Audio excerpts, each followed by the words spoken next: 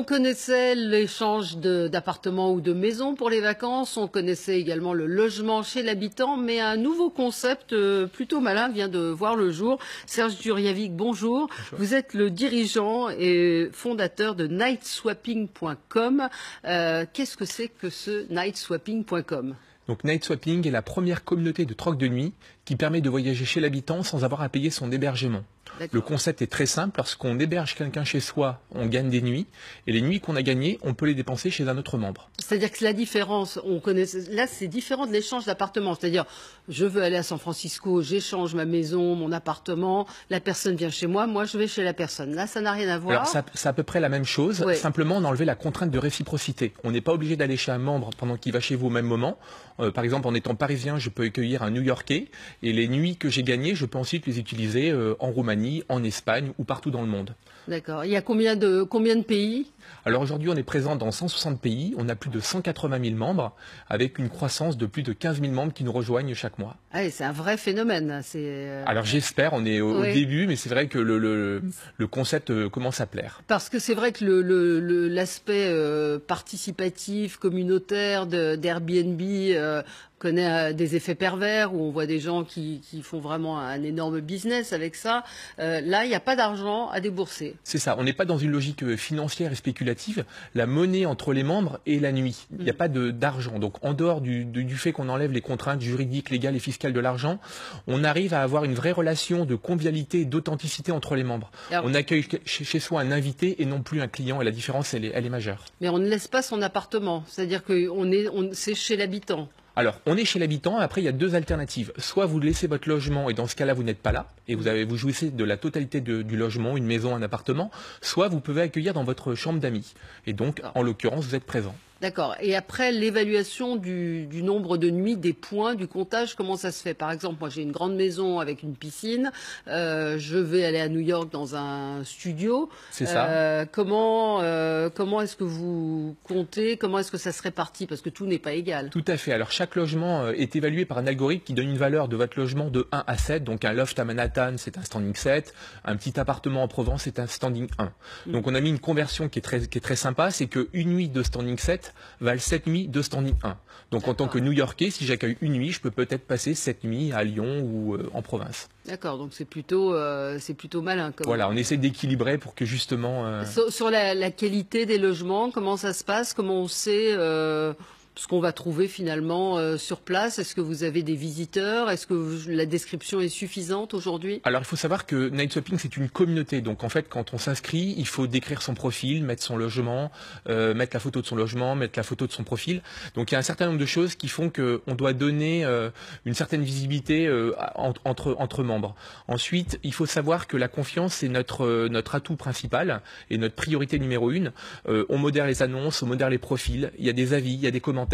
Et après, on a mis en place une assurance qui vous couvre partout dans le monde et on l'offre à tous nos utilisateurs. Donc il n'y a aucun risque à faire du night swapping. D'accord. Alors on a en ligne avec nous Sophie, bonjour. Bonjour. Vous êtes utilisatrice donc de nightswapping.com. Alors racontez-nous comment ça s'est passé, où êtes-vous allé et à qui avez-vous prêté votre appartement? Alors l'année dernière, j'avais besoin d'accompagner mon fils et son futur colocataire à Bordeaux pour trouver un appartement pour lui. Et je suis passée par la plateforme Night Swapping pour trouver un hébergement. On était 3. Finalement, on s'est trouvé à 4 puisque ma mère nous a rejoints et enfin nous a accompagnés et ça s'est fait très simplement parce que j'ai trouvé quelqu'un qui a accepté de nous accueillir, et puis même quand j'ai dû rajouter une personne, il était tout à fait partant et on a pu profiter beaucoup de ses conseils parce qu'il habitait dans un quartier de Bordeaux qui était assez central, et il nous a expliqué où les étudiants aimaient bien aller, plutôt logés par rapport au tram, etc. Donc c'était une très bonne expérience. Et vous, après, vous avez mis votre logement également à disposition? Oui.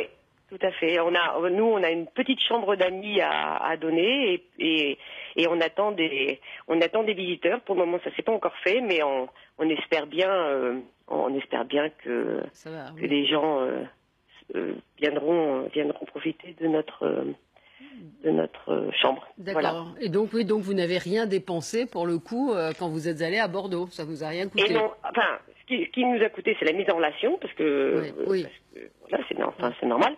Mais dans la mesure où on venait de mettre notre logement sur le site, la nuit était offerte en l'occurrence. Mais voilà. Mais et donc voilà, nous on espère pouvoir accueillir des personnes pour pouvoir continuer à profiter du concept. Ouais. Et ce que j'apprécie également, c'est qu'effectivement on s'est trouvé à Bordeaux exactement là où on pensait qu'on allait se trouver. Ouais, vous avez trouvé exactement ce que vous cherchiez. Exactement. La description qui était faite du logement était parfaitement fidèle et. Merci d'avoir témoigné ce matin. Quel est votre modèle économique à vous? Alors, comme l'expliquait Sophie, on a 9,90 € de frais de réservation quand un voyageur va chez un hébergeur. Ensuite, il faut savoir que le concept est universel. On héberge, on gagne des nuits, on voyage gratuitement. On autorise aussi des personnes qui ne peuvent pas héberger ou qui veulent voyager tout de suite à acheter des nuits, donc à des prix très préférentiels pour leur permettre de vivre une expérience. L'idée, c'est qu'en fait, elles créent du trafic chez nos hébergeurs et que derrière, ensuite, elles puissent mettre leur logement. Voilà, donc aujourd'hui, comment on arrive à gagner un petit peu d'argent. Mais si moi j'ai pas envie, d'héberger chez moi. C'est ça. C'est justement c'est ce que je vous disais, c'est que on a la possibilité d'acheter des nuits, donc à des tarifs qui sont 2 à 3 fois moins chers par rapport au prix du marché. Et ensuite, avec ces nuits, vous pouvez aller chez l'hébergeur qui lui, en l'occurrence, va gagner des nuits pour pouvoir partir chez d'autres membres. D'accord. Vous avez des endroits un peu insolites dans le monde, des pays étonnants? Oui, alors après, c'est vrai que on est essentiellement concentré en Europe et en Amérique du Nord. On est présent dans 160 pays, comme je le disais tout à l'heure. Après, c'est vrai qu'on a des logements atypiques, on a des cabanes, on a des yourts, on a des châteaux, on a des choses assez atypiques. Maintenant, l'essentiel de notre offre est traditionnel. Ce sont des appartements qui sont situés, alors attention, pas forcément dans des grandes mégalopoles, mais plutôt en province. Et ça correspond à un désir des membres de voyager de manière différente, de manière plus authentique. Donc, une vraie promesse de pouvoir voyager dans des petits villages et de découvrir des choses un petit peu différentes. Et la demande, elle est plus sur des logements seuls où les gens ont envie de cette pratique pour découvrir, aller chez l'habitant, rencontrer des gens, partager en fait? Alors, elle est à 50-50, donc on a 50% de logements entiers, 50% de chambres d'amis. Après, ce qui est intéressant, c'est que comme on n'est pas dans une logique de location, que vous allez, même si vous allez chez l'habitant pendant qu'il n'est pas là, vous serez dans son appartement. Le frigo sera plein, les placards n'auront pas été rangés. Donc c'est ça qui est intéressant, c'est que voilà, vous ne rentrez pas dans un appartement qui est destiné à la location. Donc on est toujours chez l'habitant. Il y en a comme moi qui aiment bien dormir chez l'habitant pendant qu'il n'est pas là, voilà, parce que j'aime bien les moments de repos. Et puis d'autres personnes qui aiment bien justement ce lien, profiter d'un petit déjeuner, d'un barbecue, d'une visite de la ville. Voilà.